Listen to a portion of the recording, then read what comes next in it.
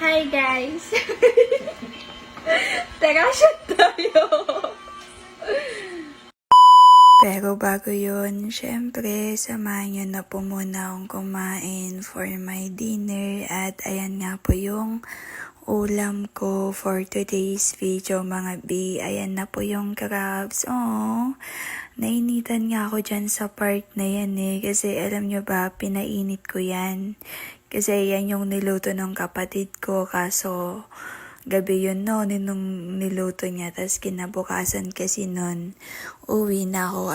Babalik na ako dito sa boarding. Kaya ayan na lang yung inuwi ko dito para dito ko na lang ulamin kasi nung time na yun, nagmamadali din po ako kaya parang wala akong time para kainin yan.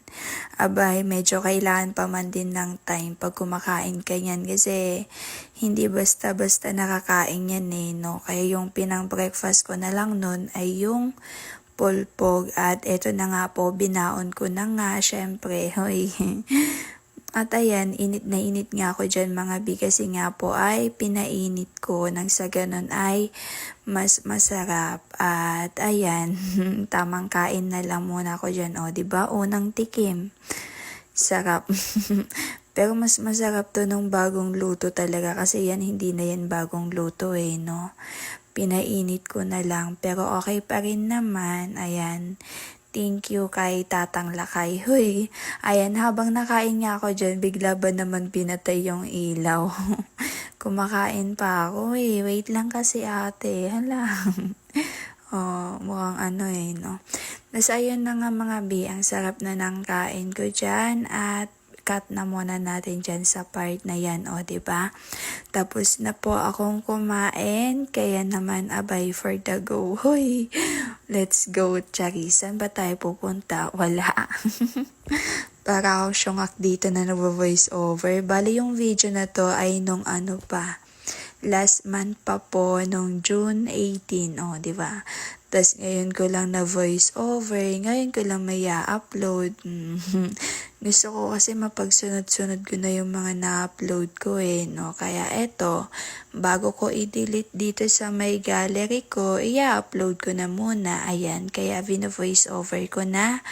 At di ko na alam sasabihin ko sa part na to. Bali yung iniinom pala namin dyan, yung Alfonso kasama si ate tsaka si Hoy, tsaka to na. Of course naman.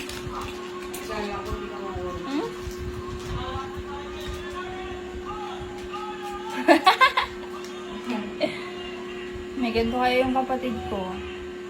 Pag ginagamit ko yun, di naman sila nagagalit. Pero pag sinasabi ko na bibili ako ng sarili ko, ayaw naman nila.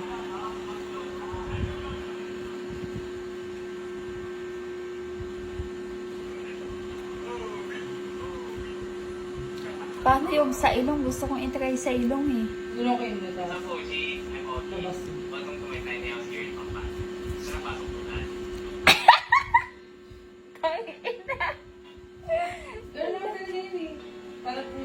Teka lumabas sa ilong ko, no?